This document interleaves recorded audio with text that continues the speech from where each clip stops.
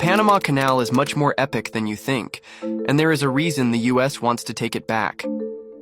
Normally, if you ever wanted to go from the Atlantic to the Pacific Ocean, you would have to go all the way around South America like this, which can literally take up to 2 months. But the US wanted a shortcut by cutting through the thinnest part of land right through the other side that would save them billions of dollars and months of time. This thinnest part happened to be in Panama, which was part of Colombia at the time, who wanted nothing to do with the US. So Colombia let the French build the shortcut in 1880, who failed miserably due to disease and other factors in the project, and went bankrupt.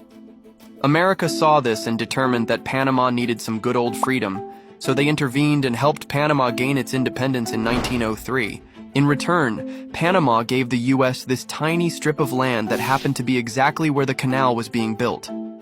In 1904, America buys the failed Panama Canal project from the French for $40 million and finishes it 10 years later, in 1914. But it was kinda worth it. Not only did it cut months of travel time down to about 8 hours, generated billions of dollars in revenue, but also ended up being crucial for military operations in the Navy.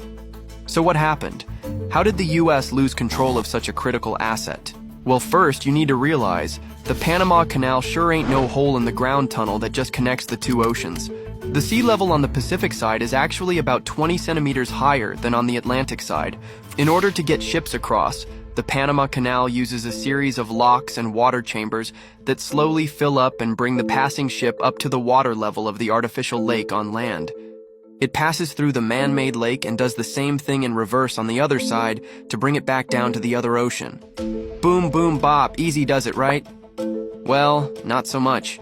Because in 1977, the Torrijos-Carter treaties promised Panama would regain full control of the canal by the end of 1999, which it did. So Panama now owns full control of the canal, which generates billions and billions of dollars a year in revenue.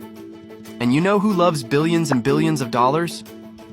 This guy right here, who realized what a grave mistake it was to give it up, and now kinda wants it back.